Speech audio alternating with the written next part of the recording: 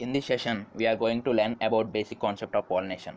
As we all know about pollination, the flower basically contain different parts in which some parts involve in pollination, which are anther and stigma. These are the major parts which are involving in pollination. Anther produces pollen grains.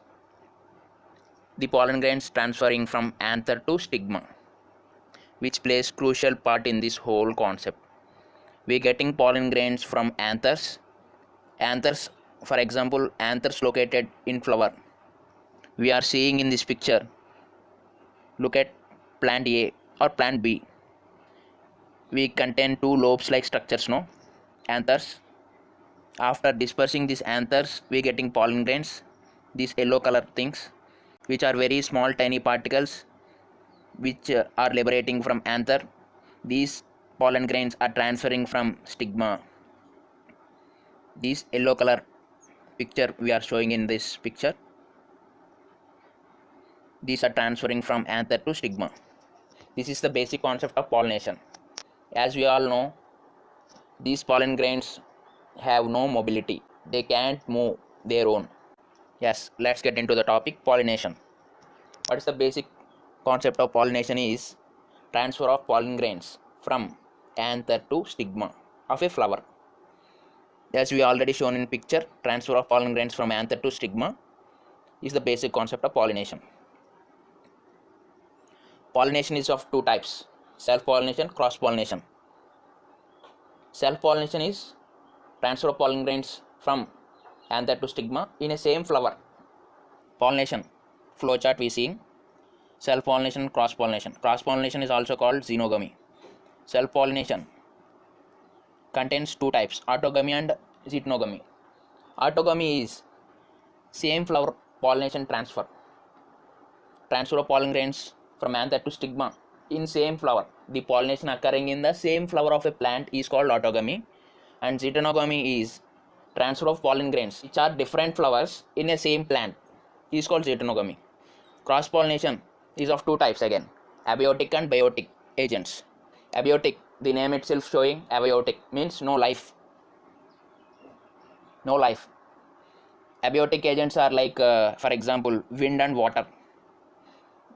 The transfer of pollen grains which are helping by wind and water. Wind is anemophily, through water itself it's hydrophily. Biotic agents means living forms which are helping in the pollination. Getting into the detail of pollination types, we got self-pollination. We already discussed self-pollination is of two types, autogamy and zytogamy. As we all know, self-pollination, the name itself saying self-pollination, it is occurring in a same plant. There is no two plants required. Self-pollination means occurring in only one plant. Autogamy and zytogamy. Autogamy, same flower. Zytogamy, different flower but same plant. Its own advantages and disadvantages. Next, coming to cross-pollination. We all know cross-pollination, the name itself telling cross. Transfer of pollen grains from anther to stigma, from anther of a different plant, different flower to different flower of a different plant, which requires two plants.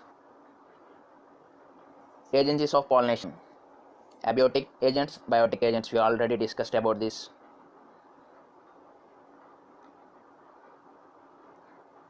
We already discussed hydrophily comes under abiotic, which is not living. Abiotic, water in this pollination, water helping in the pollination for the transfer of pollen grains from anther to stigma. Through medium is, in hydrophily, medium is water. Water helping in pollination, it's called hydrophily.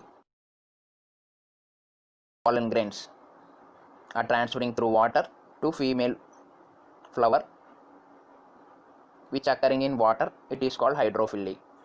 Entomophily. In entomophily, the transfer of pollen grains from anther to stigma, which are helping by insects. The medium here is, the helping medium is here, insects. Insect help in transfer of pollen grains. Next, ornithophily. Ornithophily is birds. The medium here, anther to stigma, helping birds. Birds are helping in the transfer of pollen grains. For the better understanding, you can take screenshot of this